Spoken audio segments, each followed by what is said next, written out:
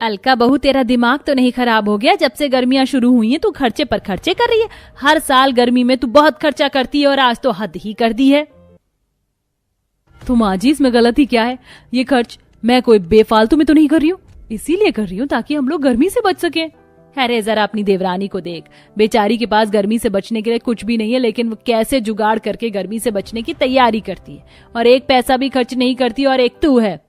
अच्छा माँ जी, आज तो आपको बड़ी याद आ रही है अपनी गरीब बहू की। बोलिए मत, मुझ में और मेरी गरीब देवरानी में बंटवारा करवाने वाले भी आप ही थी। गलती हो गई मुझसे जो मैंने ये कदम उठाया, लेकिन एक बात कान खोलकर सुन ले, मैंने साफ मना कर दिया है, अगर ये हुआ तो मुझसे बुरा कोई नहीं होगा। आखिरकार क्यों सरस्वती ने अपनी ही दोनों बहुओं में बंटवारा किया? कहां एक तरफ जेठानी को महलों जैसा बड़ा घर, ऐशो आराम, पैसे मिले थे, तो वहीं गरीब देवरानी मिट्टी के घर में अपनी घर गृहस्थी बसा रही थी। आइए इसे जानने के लिए कहानी में थोड़ा पीछे चलते हैं। माँ, आप ये क्या कह रही हैं? मेरी और सोनाक्षी की शादी तो आपने ही करवाई है ना? आपने ही तो हमें आशीर्वाद दिया था, और अब आप ही सोनाक्षी और अलका भाभी में बंटवारा कर रही हैं। ये शादी मैंने सिर्फ तेरे जबरदस्ती करने पर करवाई है। तुझे ही शौक था एक गरीब लड़की को घर की बहू बनाने का। शादी तो मैंने करवा दी, लेकिन एक गरीब लड़की मेरी बहू बनकर इस घर में नहीं रह सकती। वो तो शुक्र मनाओ कि मैंने बंटवारे में तुम्हें बगल वाला घर दे दिया है। माँ जी, आपको जो सजा देनी है मुझे दीजिए, लेकिन इन्हें मत दीजिए, ये तो आपके बेटे हैं ना। ये जो कुछ भी हुआ है इसकी वजह से ही हुआ है। इसे ही प्यार करने का शौक था गरीब लड़की से, अब पछताए जिंदगी भर। घर में आई दोनों नई नवेली बहुओं में सरस्वती बंटवारा कर देती है। जहां अपनी मर्जी से लाई अमीर घर की बहू अलका को रहने के लिए बड़ा घर, ऐशो आराम, हर चीज मिलता है, तो वहीं अपने बेटे की पसंद से आई गरीब सोनाक्षी को एक छोटा सा कमरा। सोनाक्षी, मुझे माफ कर दो। तुम क्या क्या सपने लेकर आई थी मेरे साथ इस घर में, और माँ ने क्या कर दिया। मुझे नहीं पता था कि माँ इस तरह तुम में और भाभी में बंटवारा कर देंगी। आप मुझसे माफी क्यों मांग रहे हैं? गलती तो सारी मेरी है। मेरी वजह से अब आपको भी गरीबों की तरह इस जगह गुजारा करना होगा। आप घबराइए मत, मैं पूरी कोशिश करूंगी अपनी घर गृहस्थी अच्छे से बसाने की। घर के बंटवारे के साथ साथ सरस्वती अपने छोटे बेटे को बिजनेस से भी निकाल देती है, जिसके चलते अब पवन एक छोटी सी किराने की दुकान में काम करता है। समय गुजरता है और देखते ही देखते 6 साल बीत जाते हैं। सोनाक्षी और अलका का 5-5 साल का बेटा होता है। सर्दियां खत्म हो चुकी थी और अब धीरे धीरे गर्मी का मौसम शुरू हो रहा था। देखो न्यूज़पेपर में क्या आया है, इस बार तो कुछ ज्यादा ही गर्मी पड़ने वाली है। पिछले सालों से इस साल कुछ ज्यादा ही गर्मी पड़ेगी, इसीलिए मैंने सबसे पहले घर के सारे एसी की क्लीनिंग करवा दी, और अब तो मैं सोच रही हूँ कि किचन में भी एसी लगवा दूं। अलका, किचन में एसी कौन लगवाता है? और कौन सा तुम किचन में पूरे दिन रहती हो जो तुम्हें एसी की जरूरत पड़े? पूरा दिन ना सही, लेकिन कुछ घंटे तो रहती हूँ। अब आपका लंच और खाना बनाना, राज का लंच बनाना, और माँ जी को भी तो बीच बीच में कुछ खाने की चीज चाहिए होती है, इसलिए मैंने सोच लिया है कि इस साल तो मैं रसोई में भी एसी लगवाऊंगी। अमीर जिठानी की गर्मियों की तैयारियां कुछ इस तरह से शुरू होती हैं। सबसे पहले अलका अपने किचन में गर्मी से बचने के लिए एसी लगवा देती है और एसी की ठंडी हवा में खड़े होकर खाना बनाती है। तो वहीं दूसरी तरफ गरीब देवरानी अभी भी गर्मी से जूझ रही थी। मुझे बहुत ज्यादा गर्मी लग रही है। हमारा टेबल फैन भी अब ठीक से काम नहीं करता है, इसके अंदर से कितनी धीमी धीमी हवा आ रही है। माँ, कुछ करो ना गर्मी से बचने के लिए।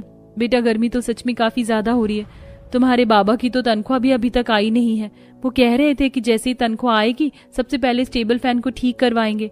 अभी तो तनख्वाह मिलने में समय है, तब तक मैं कुछ ना कुछ जुगाड़ करती हूँ, तुम परेशान मत हो। अपने घर के अंदर गर्मी से परेशान सोनाक्षी अब गर्मी से बचने के लिए गीली मिट्टी और गोबर का लेप बनाती है और उसे अच्छे से घर की बाहरी दीवारों और छत की लिपाई कर देती है, जिसके चलते अब घर में हल्की हल्की ठंडक होती है और वो लोग थोड़ा बहुत गर्मी से बच जाते हैं। तो वहीं दूसरी तरफ रसोई में एसी लगवाने के साथ साथ अलका सारी बालकनी में भी पंखा लगवा देती है। तूने बालकनी में पंखे क्यों लगवा दिए? बालकनी में हमारा क्या काम है?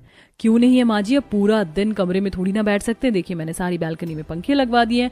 पहले तो हम सिर्फ शाम को ही बालकनी में निकलते थे, लेकिन अब दोपहर में भी आ सकते हैं। तुझे तो पैसे खर्च करने का बहाना चाहिए। सरस्वती इतना बोल ही रही होती है कि तभी सरस्वती अपनी बालकनी से देखती है कि उसकी गरीब बहू आंगन में छांव में बैठकर बांस से हाथ पंखा बना रही है और धूप में कुछ मिट्टी के बर्तन सूख रहे हैं।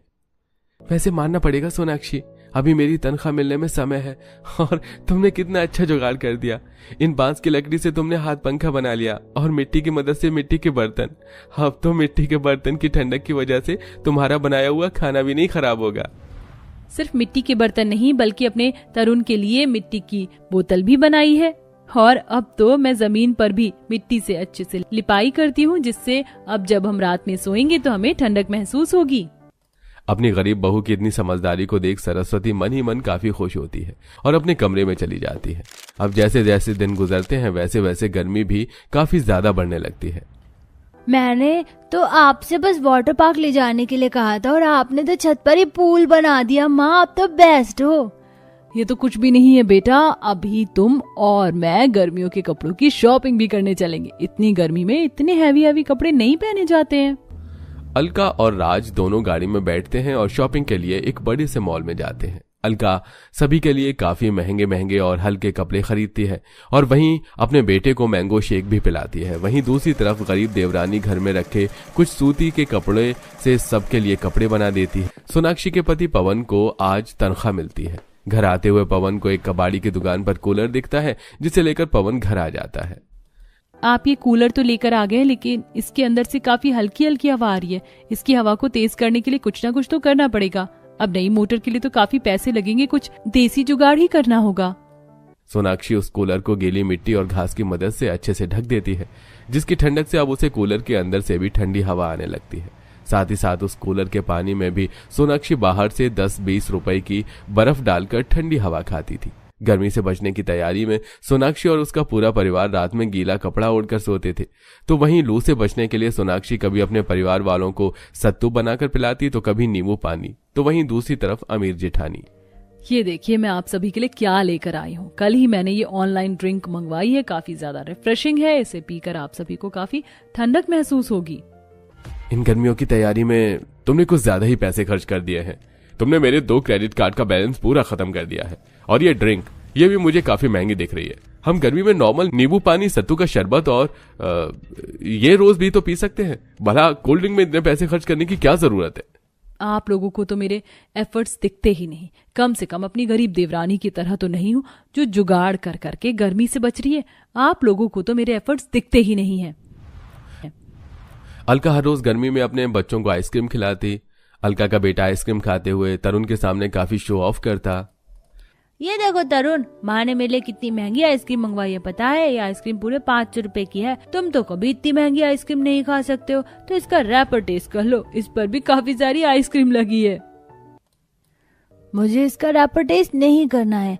मैं भी माँ से कहकर आज ही आइसक्रीम मंगवा कर खाऊंगा। राज की देखा देखी तरुण भी अपनी माँ से महंगी आइसक्रीम की जिद करता है और पैसों की कमी के चलते सोनाक्षी सिर्फ तरुण को एक 5 रुपए का बर्फ का गोला और 5 रुपए की चुस्की दिला पाती है और बेचारा तरुण गर्मी में वहीं खाकर रह जाता है। अपनी गरीबी से सोनाक्षी काफी परेशान थी, लेकिन बेचारी किसी से कोई शिकायत नहीं करती। तो वहीं अब अमीर जेठानी गर्मी से बचने के लिए पूरे घर में सेंट्रलाइज्ड एसी लगाने के लिए बात करती है, जिसके चलते सरस्वती उस पर काफी गुस्सा करती है और अपनी सास के मना करने के बावजूद भी अलका घर में सेंट्रलाइज्ड एसी लगवा देती है। अलका तुम्हारे दिमाग तो खराब नहीं हो गया है? हमारे मना करने के बावजूद भी तुमने घर में सेंट्रलाइज्ड एसी लगवा दिया। अरे घर में चारों तरफ एसी हैं, इसके बावजूद भी सेंट्रलाइज्ड एसी को लगवाने की क्या जरूरत थी?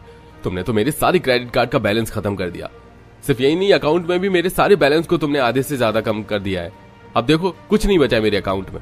और मैं बिजनेसमैन हूँ, इसका मतलब ये नहीं है कि मेरे पास अंधा पैसा है। मेहनत करता हूँ तभी पैसा आता है। मुझे नहीं पता था कि आपके अकाउंट के सारे पैसे खत्म हो जाएंगे। I am really sorry. सही कहा है किसी ने कि अंग्रेज चले गए और अपनी सॉरी छोड़ गए। मेरी ही गलती थी जो मैंने तुम देवरानी जेठानी में बंटवारा किया। एक तरफ मेरी गरीब बहू है, बिना पैसों के किस तरह गर्मी की तैयारी की है उसने, और एक तरफ तू है जो जब देखो पैसे उड़ाती रहती है, कभी खाने पीने में, कभी कपड़े में, तो कभी ये। बस अब बहुत हुआ। अब इस घर में वही होगा जो मैं चाहूंगी। जो गलती मैंने 5 साल पहले की थी ना, मैं अब उसे खत्म कर रही हूँ। सरस्वती अपनी गरीब बहू के घर जाती है और उससे माफी मांगकर अपने गरीब बहू और बेटे पोते को घर ले आती है और अब घर में लगे सारे एक्स्ट्रा एसी और पंखे को भी हटा देती है और अब सरस्वती के अकॉर्डिंग ही घर में सारी चीज होती है। तो वहीं दोनों देवरानी जेठानी के बीच में भी जो भी मनमुटाव था वो अब खत्म हो जाता है और दोनों फैमिली साथ में रहती है।